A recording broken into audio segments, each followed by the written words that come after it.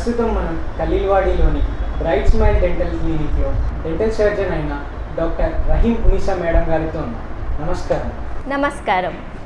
నేను doctor Rahim Unisa, dentist.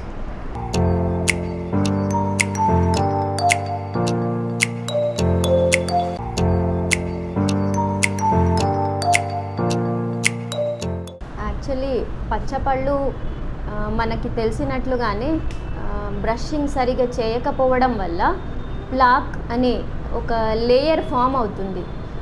దానివల్ల పళ్ళు పచ్చగా కనిపిస్తాయి. అది ఇంకా ఎక్కువ లేయర్స్ ఫామ్ అవ్వడం వల్ల గార తయారవుతుంది.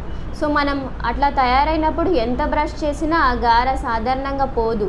సో డెంటిస్ట్ దగ్గరికి వచ్చినప్పుడు అల్ట్రాసోనిక్ స్కేలర్తో క్లీనింగ్ చేస్తే అప్పుడు ఆ గార తీసేయవచ్చు.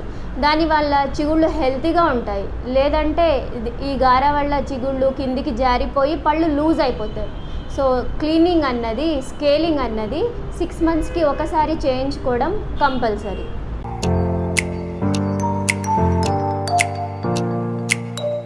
సాధారణంగా డెంటిస్ట్ ఎంత వరకైనా సరే ట్రై చేస్తారు పళ్ళు తీయకుండా ట్రీట్మెంట్ చేయడానికి.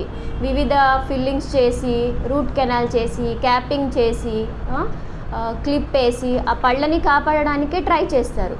కంపల్సరీ అయినప్పుడు మాత్రమే ఆ పన్ను తీసేస్తారు. సో ఆ పన్ను తీయడం వల్ల కళ్ళపైన ఎఫెక్ట్ వస్తుందన్నది అపోహ. అలాంటి దానికి సైంటిఫిక్గా ఏ రీజన్స్ లేవు. పాతకాలం వాళ్ళు అలా అనుకునేవారు.